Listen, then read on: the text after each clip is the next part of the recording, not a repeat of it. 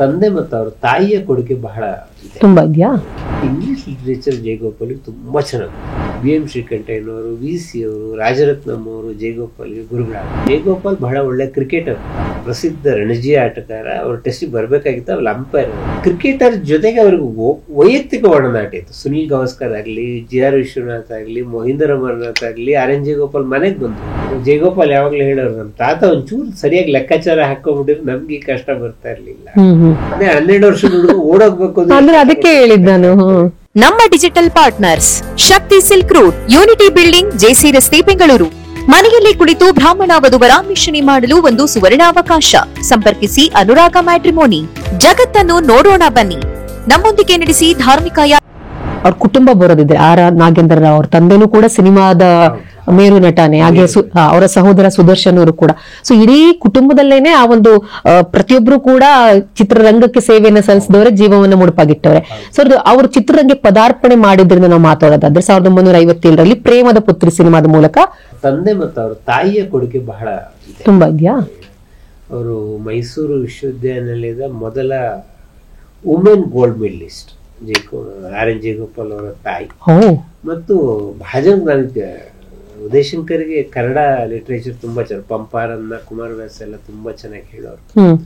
ಅದೇ ರೀತಿಲಿ English literature ಜಯಗೋಪಾಲ್ಗೆ ತುಂಬಾ ಚೆನ್ನಾಗಿ ಗೊತ್ತಿತ್ತು. ಗ್ರೀಕ್ ನಾಟಕಗಳ ಬಗ್ಗೆ, ಶೇಕ್ಸ್ಪಿಯರ್ ಬಗ್ಗೆ ಅವ್ರ ಅಥಾರಿಟಿ ಅವರು ಅದ್ಭುತವಾಗಿ ಮಾತನಾಡುವಂತವ್ರು. ಮತ್ತು ಅವ್ರಿಗೆ ಸಿಕ್ಕಂತ ಗುರುಗಳು ಅಂತವ್ರೆ. BM ಶ್ರೀಕಂಠಯ್ಯನವರು, VC ಅವರು, ರಾಜರತ್ನಂ ಅವರು ಜಯಗೋಪಾಲ್ಗೆ ಗುರುಗಳಾದರು. ಆಮೇಲೆ ನಂಗೆ ನೆನಪಿದಾಗಿನ ನೀವು ಆಲ್ರೌಂಡರ್ ಅಂತ. ಜಯಗೋಪಾಲ್ ಬಹಳ ಒಳ್ಳೆ ಕ್ರಿಕೆಟರ್ ಕೂಡ. ಹೌದಾ? ನಮ್ಮ ಪ್ರಸಿದ್ಧ ರಣಜಿ ಆಟಗಾರ. ಅವ್ರ ಟೆಸ್ಟಿಗೆ ಬರ್ಬೇಕಾಗಿತ್ತು, ಅವ್ರು ಅಂಪೈರ್ ಆದ್ರು. AV ಜಯಪ್ರಕಾಶ್ ಮತ್ತು ಅವರು ಮಲ್ಲೇಶ್ವರಂ ಕ್ರಿಕೆಟ್ ಕ್ಲಬ್ಗೆ ಓಪನರ್ ಆಗಿ ಆಡ್ತಾ ಇದ್ರು. ಬಹಳ ಒಳ್ಳೆ ಕ್ರಿಕೆಟರ್. ಕೊನೆಯವ್ರಿಗೂ ಅವ್ರಿಗೆ ಕ್ರಿಕೆಟಿನ ಆಸಕ್ತಿ ಇತ್ತು. ಆಮೇಲೆ ಕ್ರಿಕೆಟರ್ ಜೊತೆಗೆ ಅವ್ರಿಗೆ ವೈಯಕ್ತಿಕ ಒಡನಾಟ ಇತ್ತು. ಸುನಿಲ್ ಗವಾಸ್ಕರ್ ಆಗ್ಲಿ, GR ವಿಶ್ವನಾಥ್ ಆಗ್ಲಿ, ಮೊಹಿಂದರ್ ಅಮರನಾಥ್ ಆಗ್ಲಿ, RN ಜಯಗೋಪಾಲ್ ಮನೆಗೆ ಬಂದು ಹೋಗೋರು. ಮತ್ತು ಚೆನ್ನೈನಲ್ಲಿ ಕ್ರಿಕೆಟ್ ಟೆಸ್ಟ್ ಆದ್ರೆ ಯಾವುದೇ ದೇಶ, ಆಸ್ಟ್ರೇಲಿಯಾ, ವೆಸ್ಟ್ ಇಂಡೀಸ್, ಯಾವುದೇ ದೇಶ, 2 ದೇಶದ ಆಟಗಾರರು ಕ್ರಿಕೆಟ್ ಟೆಸ್ಟ್ ಮುಗಿದ್ಮೇಲೆ RN ಜಯಗೋಪಾಲ್ ಮನೆಯಲ್ಲಿ ಊಟ ಮಾಡ್ಕೊಂಡು ಹೋಗ್ತಾರೆ. ಹೌದಾ? ಅಂದ್ರೆ ಅಷ್ಟರ ಮಟ್ಟಿಗೆ ಕನೆಕ್ಷನ್ ಇತ್ತಾ? ಕ್ರಿಕೆಟ್ ನ ಕನೆಕ್ಷನ್ ಇತ್ತು. ಅವ್ರಿಗೆ ಸುನಿಲ್ ಗವಾಸ್ಕರ್ ಎಲ್ಲ ಬಹಳ ಏಕವಚನ ಗೆಳೆಯರು, ಬಹಳ ಆತ್ಮೀಯ ಗೆಳೆಯರು. ನಾನು ಮೊಹಿಂದರ್ ಅಮರನಾಥ್ ಮೊದಲನೇ ಸಲ ಮೀಟ್ ಮಾಡಿ ಜಯಗೋಪಾಲ್ ಜೊತೆಗೆ, ಅಥವಾ GR ವಿಶ್ವನಾಥ್ ಬಹಳ ಏನಾದ್ರು ಆತ್ಮೀಯ RN ಜಯಗೋಪಾಲ್ ಜೊತೆಗೆ. ನಾನು ಗುರುತು ಅಂತ ಹೇಳಿದ್ನಲ್ಲ, ಕೊಟ್ಟ ಬಹಳ ದೊಡ್ಡ ರೇಂಜ್. P ಲಂಕೇಶ್ ಒಂದ್ಸಲ ಹೇಳಿ ಕಳ್ಸ ನಂಗೆ ಇದಕ್ಕೆ ಬರ್ಬೇಕಂತೆ. ಅವ್ರು ಯಾರ ಹತ್ರ ಹೇಳಿದ್ರು, ಅವರ ಪತ್ರಿಕೆಯಲ್ಲಿ ಕಾಲಂ ಬರೀತಾ ಇದ್ರು, ಅವ್ರ ಹತ್ರ ಹೇಳಿದ್ರು. ಅವರು ಆಮೇಲೆ ಸಿನಿಮಾ ಎಲ್ಲ ಮಾಡೋದು, ಸೀರಿಯಲ್ ಎಲ್ಲ ಮಾಡಿದ್ರು. ಆಮೇಲೆ ನಾನು ಹೋಗ್ಲಿಲ್ಲ, ನಂಗೆ ಅವಾಗ ಒಂಚೂರು ಲಂಕೇಶ್ ಮೇಲೆ ಕೋಪನೂ ಇತ್ತು, ಜಗಳ ನಡ್ಕೊಂಡು ಹೋಗ್ಲಿಲ್ಲ ಅವರು. ಆಮೇಲೆ ಪ್ರತಿಭಾನಂದ ಕುಮಾರ್ ಹತ್ರ ಹೇಳಿಸೋರು. ಪ್ರತಿಭಾನಂದ ಕುಮಾರ್ ಬಹಳ ಅವ್ರ ಆತ್ಮೀಯ ಒಡನಾಟದಲ್ಲಿದ್ದವರು. ಪ್ರತಿಭಾ ಹತ್ರ ಹೇಳಿಸೋರು. ಆಮೇಲೆ ಹೋದೆ.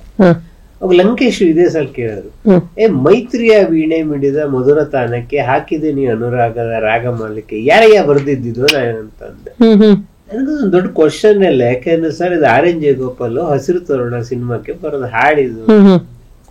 ಲಂಕೇಶ್ ಬಹಳ ಆಶ್ಚರ್ಯ, ಅಲ್ಲ ಯಾರಿಗೂ ಉತ್ತರ ಗೊತ್ತಿಲ್ಲ, ನಿಂಗೆ ಗೊತ್ತಿದೆಯಲ್ಲ ಅಂತ. ನಾನು ಹೇಳಿದೆ, ಅವ್ರು ಯಾರು RN ಜಯಗೋಪಾಲ್ ಓದಿಲ್ಲ ಸರ್, ಓದ್ಕೊಂಡಿದ್ದೀನಿ, ಗೊತ್ತಿದೆ ಇದು. ಲಂಕೇಶ್ ಅದನ್ನ ಟೀಕೆ ಟಿಪ್ಪಣಿಯಲ್ಲಿ ಬರ್ದಿದ್ದಾರೆ. ಒಬ್ಬ ಗೀತ ರಚನೆಕಾರ ಇಂಥ ಅದ್ಭುತ ರೂಪಕ ಬರ್ದಿದ್ದಾನೆ ಅನ್ನೋದನ್ನ ಬರ್ದಿದ್ದಾರೆ. ಬಹಳ ಇಷ್ಟವಾದ ಸಾಲದು. ಜಯಗೋಪಾಲ್ ಅವರ ತಂದೆ R ನಾಗೇಂದ್ರ ರಾವ್ ರಟ್ಟಿಹಳ್ಳಿ, ಅವರ ಹಾವೇರಿ ಜಿಲ್ಲೆಯ ರಟ್ಟಿಹಳ್ಳಿ ಅವರ ಪೂರ್ವಿಕರು. ಅವ್ರ ತಂದೆ ಕೃಷ್ಣರಾಯರು ಅಂತ, ನಾಗೇಂದ್ರರ ತಂದೆ, ನಾಗೇಂದ್ರರ ತಂದೆ ರಟ್ಟಿಹಳ್ಳಿ ಕೃಷ್ಣರಾಯರು. ಇವರು ಫಾರೆಸ್ಟ್ ಆಫೀಸರ್. ನಾಗೇಂದ್ರರು ಹುಟ್ಟಿದ್ದು ಚಿತ್ರದುರ್ಗ ಜಿಲ್ಲೆ ಹೊಳಲ್ಕೆರೆಯಲ್ಲಿ. ವರ್ಕ್ ಮಾಡ್ತಿರ್ತಾರೆ, ಫಾರೆಸ್ಟ್ ಆಫೀಸರ್ ಆಗಿ ಅಲ್ಲಿ ವರ್ಕ್ ಮಾಡ್ತಾ ಇರ್ತಾರೆ. ತುಳಸಿಬಾಯಿ ಅವ್ರ ತಾಯಿ. ತುಳಸಿಬಾಯಿ ಬಗ್ಗೆ ಕೂಡ ನಾನು ವಿಶೇಷವಾಗಿ ಹೇಳೋದಿದೆ, ಯಾಕಂದ್ರೆ ಜಯಗೋಪಾಲ್ನ ಬೆಳೆಸುವಲ್ಲಿ ತುಳಸಿಬಾಯಿ ಅವರ ಕೊಡುಗೆ ಕೂಡ ಇದೆ, ಅಜ್ಜಿ ಪಾತ್ರ, ಅಜ್ಜಿ. ಸೊ ಈ ರೊಟ್ಟಿಹಳ್ಳಿ ಕೃಷ್ಣರಾಯರು ಬಹಳ ಧಾರ್ಮಿಕ ಸ್ವಭಾವದವರು. ಅವರ ಹೊಳಲ್ಕೆರೆಯಲ್ಲಿ ಒಂದು ಆಧ್ಯಾತ್ಮದ ವಾತಾವರಣ ಇದೆ. ಆಧ್ಯಾತ್ಮದ ವಾತಾವರಣದಲ್ಲಿ ಒಬ್ರು ವೈ ಸುಬ್ರಾವ್ ಅಂತ ಹೇಳಿ ಅಲ್ಲಿ ಮೇಷ್ಟ್ರಾಗಿದ್ದು. ಸೊ ಅವ್ರ ಜೊತೆಗೆ ಸೇರಿ ಇವರು ಭಾರತ ವಾಚನ ಮತ್ತು ಗೀತಾ ಸಪ್ತಾಹವನ್ನ ಮಾಡ್ತಾ ಇರ್ತಾರೆ ಅಲ್ಲಿ ಪಾಂಡುರಂಗ ದೇವಸ್ಥಾನದಲ್ಲಿ.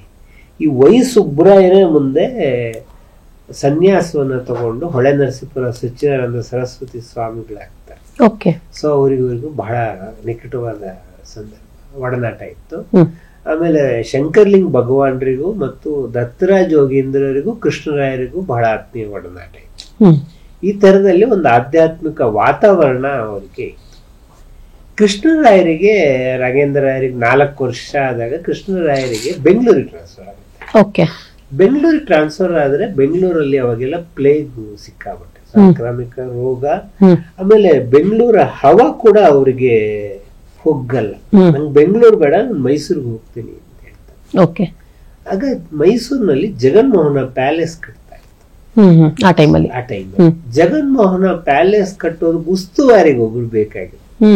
ಸೊ ಕೃಷ್ಣರಾಯರಿಗೆ ಇವರನ್ನ ಜಗನ್ಮೋಹನ ಪ್ಯಾಲೇಸ್ ಉಸ್ತುವಾರಿಗೆ ಒಳ್ಳೆ ಒಂದು ರೂಮ್ ಕೊಡ್ತಾರೆ, ಮನೆ ಕೊಡ್ತಾರೆ, ಅಲ್ಲಿಗೆ ಬರ್ತಾರೆ. ನಾಗೇಂದ್ರ ರಾಯರು ಮರಿಮಲ್ಲಪ್ಪ ಸ್ಕೂಲ್ಗೆ ಸೇರಿಸ್ತಾರೆ ಮೈಸೂರಿನಲ್ಲಿ.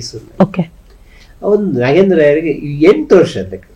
ನಾನು ಈ ಘಟನೆ ಹೇಳೋ 8 ವರ್ಷದ ನಾಗೇಂದ್ರ ರಾಯರು. ನಾಗೇಂದ್ರ ರಾಯರಿಗೆ 8 ವರ್ಷ. ಮರಿಮಲ್ಲಪ್ಪ ಸ್ಕೂಲಿಗೆ ಈಗೆಲ್ಲ ಆಟೋಗಳು ಇರುತ್ತೆ ಸ್ಕೂಲಲ್ಲಿ, ಆಗೆಲ್ಲ ಎತ್ತಿನ ಗಾಡಿ. ಸೊ ಒಂದ್ಸಲ ಸ್ಕೂಲ್ ಹುಡುಗರೆಲ್ಲ ರೆಡಿ ಆಗ್ಬಿಟ್ಟಿದ್ದಾರೆ, ಎತ್ತಿನ ಗಾಡಿ ಹೊಡಿಯೋದು ಬಂದಿಲ್ಲ, ಎತ್ತೆಲ್ಲ ರೆಡಿ ಆಗಿದೆ. 8 ವರ್ಷದ ನಾಗೇಂದ್ರ ರಾಯರು ಅವರೇ ಎತ್ತಿನ ಗಾಡಿ ಹೊಡೆಸ್ಕೊಂಡ್ ಬರ್ತಾರೆ, ಹೊಡೆದ್ಕೊಂಡು ಮಕ್ಕಳನ್ನೆಲ್ಲ ಬಿಟ್ಟು ಬರ್ತಾರೆ. ಅವ್ರಿಗದು ಎಷ್ಟು ದಿಟ್ಟತನ ಇತ್ತು ಅವ್ರಿಗೆ. ಬಹಳ ಒಳ್ಳೆ ಕಂಠ ಇತ್ತು ನಾಗೇಂದ್ರ ರಾಯರಿಗೆ, ಬಹಳ ದೊಡ್ಡವಾಗಿ ಹಾಡ್ತಾ ಇದ್ರು. ಚಂದನಾನಂದ ನಾಟಕ ಮಂಡಳಿ ನಾಗೇಶ್ ರಾಯರು ಅಂತಿದ್ರು, ಅವ್ರ ಹಾಡುಗಳನ್ನೆಲ್ಲ ಹಾಡ್ತಾ ಇದ್ರು. 8 ವರ್ಷಕ್ಕೆ ಅವರಿಗೆ ಚಂದ್ರಾನಂದ ನಾಟಕ ಮಂಡಳಿಯಲ್ಲಿ ಮೊದಲನೇ ಪಾತ್ರ ಪ್ರವೇಶ ಸಿಕ್ಕುತ್ತೆ. ಸೊ ಸಂಗೀತ ಕೂಡ ಕಲಿಬೇಕು ಅಂತ, ಆಗೆಲ್ಲ ನಾಟಕ ಆಡ್ಬೇಕು ಅಂದ್ರೆ ಸಂಗೀತ ಗೊತ್ತಿರ್ಬೇಕು ಕಂಪಲ್ಸರಿ. ಸೊ ಅವರು ಆಸ್ಥಾನ ವಿದ್ವಾನ್ ಕರಿಗಿರಿ ರಾಯರ ಹತ್ರ ಸೇರಿಸ್ತಾರೆ, ಮೈಸೂರಿನಲ್ಲಿ ಕಲಿಯೋದಕ್ಕೆ ಶುರು ಮಾಡ್ತಾರೆ. ಅಷ್ಟೊತ್ತಿಗೆ ಏನಾಗತ್ತೆ ಅಂತಂದ್ರೆ ಜಗನ್ಮೋಹನ ಪ್ಯಾಲೇಸ್ ವರ್ಕ್ ಮುಗಿತಾ ಬರುತ್ತೆ. ಸೊ ಯಾವ್ದು ಕಾಂಟ್ರಾಕ್ಟ್ ತಕ್ಷಣ ಮೈಸೂರ ಮನೆಯಲ್ಲಿ ದಿನ ಕಟ್ಟಡ ಕಟ್ಟಲ್ವಲ್ಲ, ಅದೇನು ಅವಶ್ಯಕತೆ ಇದ್ದಾಗ ಮಾತ್ರ ಕಟ್ತಾರಲ್ಲ. ಸೊ ಇನ್ನೇನ್ ಮಾಡ್ಬೇಕು ಅಂತ ಹೇಳಿದಾಗ ಇವರು ಪೂರ್ವಿಕರ ಆಸ್ತಿ ಒಂದಿರುತ್ತೆ ಹೊಳೆ ನರಸೀಪುರದ ಹತ್ರ ತಟ್ಟೆಕೆರೆ ಅಂತ. ತಟ್ಟೆಕೆರೆಗೆ ಕೃಷ್ಣರಾಯರು ಬರ್ತಾರೆ. ಈಗ ತಟ್ಟೆಕೆರೆಗೆ ಬಂದಿದ್ರಿಂದ ನಾಗೇಂದ್ರ ರಾಯರ ವಿದ್ಯಾಭ್ಯಾಸ ಸಂಗೀತ ಎಲ್ಲವೂ ಅಪೂರ್ಣ ಆಗೋದು. ಆದ್ರೆ ತಟ್ಟೆಕೆರೆಗೆ ಏನ್ ನಿರೀಕ್ಷೆ ಇಟ್ಕೊಂಡು ಬರ್ತಾರೆ, ಗೌರ್ಮೆಂಟ್ ಜಾಬ್ ಅಲ್ಲಿ ಇರ್ತಾರೆ, ಫಾರೆಸ್ಟ್ ಆಫೀಸರ್ ಆಗಿದ್ದಾರೆ. ಫಾರೆಸ್ಟ್ ಆಫೀಸರ್ ಇಲ್ಲಿ ಬಿಲ್ಡಿಂಗ್ ಕಾಂಟ್ರಾಕ್ಟ್ ಅಂದ್ರೆ ಕೆಲಸ ಗೊತ್ತಿತ್ತು ಅಷ್ಟೇ. ಅವರು ಫಾರೆಸ್ಟ್ ರೇಂಜರ್ ಕೆಲಸ ಮಾಡ್ತಾ ಇದ್ದಿತ್ತು. ಕಟ್ಟಡ ಕಟ್ಟೋ ಉಸ್ತುವಾರಿಗೆ ನಂಬಿಕಸ್ಥರಿಗೆ ಅರಮನೆಯಲ್ಲಿ ಅದನ್ನ ತಾನೇ ನೋಡ್ತಾರೆ, ನಂಬಿಕಸ್ಥರು. ಇವರು ಗೌರ್ಮೆಂಟ್ ಡಿಪಾರ್ಟ್ಮೆಂಟ್ ಅಲ್ಲಿ ಇದ್ರು, ನಂಬಿಕಸ್ಥರು ಅಂತ ಕೆಲಸ ಕೊಡ್ತಾರೆ. ಆ ಆಯ್ಕೆ ಕೂಡ ಸರಿಯಾಗಿತ್ತು. ಈ ತಟ್ಟೆಕೆರೆಗೆ ಹೋಗ್ತಾರೆ ಅಂದ್ರೆ ಈ ಆಯ್ಕೆ ತಪ್ಪಾಗಿದೆ. ಯಾಕೆ ಅಂತಂದ್ರೆ ಇವ್ರ ಆಸ್ತಿ ಎಲ್ಲ ಸಂಬಂಧಿಕರು ಲಪ್ಟಾಯಿಸ್ಬಿಟ್ಟಿರ್ತಾರೆ, ಕಾನೂನು ಬದ್ಧವಾಗಿ ಇವ್ರಿಗೆ ಗೊತ್ತಿಲ್ದಂಗೆ ಫೋರ್ಜರಿ ಸೈನ್ಗಳು ಹಾಕೊಂಡು ಲಪ್ಟಾಯಿಸಿರ್ತಾರೆ. ಇವ್ರಿಗೆ ಅಲ್ಲಿ ಹೋದ್ರೆ ಇವ್ರ ಹೆಸರಲ್ಲಿರುವ ಯಾವ ಆಸ್ತಿ ಇರಲ್ಲ, ಆಸ್ತಿ ಇದೆ ಅಂತ ಹೋಗಿರ್ತಾರೆ ಪಾಪ. ಅಲ್ಲಿ ಇವ್ರಿಗೆ ಜೀವನ ಮಾಡೋದೇ ಬಹಳ ಕಷ್ಟ ಆಗತ್ತೆ. ಕೊನೆಗೆ ಅವ್ರಿವ್ರು ಧರ್ಮಾರ್ಥಕ್ಕೆ ಕೊಟ್ಟ ಭತ್ತನ ಕುಟ್ಟಿ ಅಕ್ಕಿ ಮಾಡಿ ಅನ್ನ ಮಾಡಿ ಮನೆಯಲ್ಲಿ ಒಲೆ ಉರಿಬೇಕು ಅನ್ನೋ ಅನಿವಾರ್ಯತೆ ಬರುತ್ತೆ. ಏನು ಕೆಲ್ಸ ಇಲ್ಲ, ಇದು ಮತ್ತೆ ಸಾಲಗಾರರ ಕಾಟ ಬೇರೆ ಶುರು ಆಗೋಗುತ್ತೆ. ಸೊ ನಿಮ್ಗೆ ಒಂದ್ 2 ವರ್ಷ ಕೈಯಲ್ಲಿ ನಿಗದಿತ ಸಂಬಳ ಇಲ್ಲ ಅನ್ಕೂಳೆ ಅವ್ರ ಸಾಲ ಎಲ್ಲ ಗವರ್ಮೆಂಟ್ ಏನ್ ಕೆಲಸ ಇರ್ಲಿಲ್ಲ ಅವ್ರಿಗೆ, ಟ್ರಾನ್ಸ್ಫರ್ ಆಯ್ತು ಅಂದ್ರಲ್ಲ. ಅಲ್ಲ, ಅವ್ರಿಗೆ ಏನಾಗಿರುತ್ತೆ ಅಂದ್ರೆ ಪೆನ್ಷನ್ ಬರುವ ಅಷ್ಟು ಅವರು ಸರ್ವಿಸ್ ಮಾಡಿರಲ್ಲ. ಸರ್ವಿಸ್ಗೆ ಒಂದು 60 years ಏನೋ ಒಂದು ಇರ್ಬೇಕು, 25 years ಒಂದು ನಿಗದಿ ಆ ಕಾಲದ. ಹಾಗಾಗಿ ಪೆನ್ಷನ್ ಬರ್ತಾ ಇರಲ್ಲ. ಜಯಗೋಪಾಲ್ ಯಾವಾಗ್ಲೂ ಹೇಳೋರು, ನಮ್ ತಾತ ಒಂಚೂರು ಸರಿಯಾಗಿ ಲೆಕ್ಕಾಚಾರ ಹಾಕೊಂಡ್ಬಿಟ್ಟಿದ್ರೆ ನಮ್ಗೆ ಕಷ್ಟ ಬರ್ತಾ ಇರ್ಲಿಲ್ಲ. 1907 ಕೃಷ್ಣರಾಯರು ಎಕ್ಸ್ಪೈರ್ ಆಗ್ಬಿಡ್ತಾರೆ ಎಲ್ಲ ಕಷ್ಟಕ್ಕೆ. ನಾಗೇಂದ್ರ ರಾಯರಿಗೆ 12 ವರ್ಷ ಆ ಟೈಮಲ್ಲಿ ತಂದೆ ತೀರ್ಕೊಂಡಾಗ. ಸೊ ಬೆಂಗಳೂರಿನಲ್ಲಿ ಸೋದರ ಮಾವಂದ್ರು ಕರ್ಕೊಂಡು ಹೋಗ್ತಾರೆ. ಕರ್ಕೊಂಡು ಹೋದ್ರೆ ಸೋದರ ಮಾವಂದ್ರೇನು ಒಳ್ಳೆಯವರು, ಅತ್ತೆರು ಒಳ್ಳೆಯವರು ಅಲ್ಲ, ಆಗಿರ್ಬೇಕಾಗಿಲ್ವಲ್ಲ, ಹೌದು. ಬಹಳ ಕಷ್ಟ ಕೊಡ್ತಾ ಇರ್ತಾರೆ. ಹ್ಮ್ ಸೊ ಇನ್ನೇನು ಮತ್ತೆ ಜೀವನ. ಅಣ್ಣ ಒಬ್ಬನು ಮೈಸೂರಿನಲ್ಲಿ ಇರ್ತಾನೆ, ತಾಯಿ ಮೈಸೂರಿನಲ್ಲಿ ಇರ್ತಾರೆ. ಹ್ಮ್ ಸೊ ಜೀವನ ಹೇಗಾರು ಮಾಡ್ಬೇಕಲ್ವಾ. ಹ್ಮ್ ಸೊ ಸೋದರ ಮನೆ ಬಿಟ್ಟು ಓಡೋಗ್ಬಿಡ್ತಾರೆ. ಹ್ಮ್ ಹೋದ್ಮೇಲೆ ಅವರು ಅಂದ್ರೆ ಅಷ್ಟ್ರ ಮಟ್ಟಿಗೆ ಕಷ್ಟ ಕೊಟ್ಟಿರ್ತಾರೆ. 12 ವರ್ಷದ ಹುಡುಗ ಓಡೋಗ್ಬೇಕು ಅಂದ್ರೆ ಅದಕ್ಕೆ ಹೇಳಿದ್ ನಾನು. ಆಮೇಲೆ ನಾಟಕ ರಂಗು, ಅವಾಗೆಲ್ಲ ಓಡೋಗ ಹುಡುಗರಿಗೆ ಇದ್ದ ದಾರಿಯ ರಂಗಭೂಮಿ.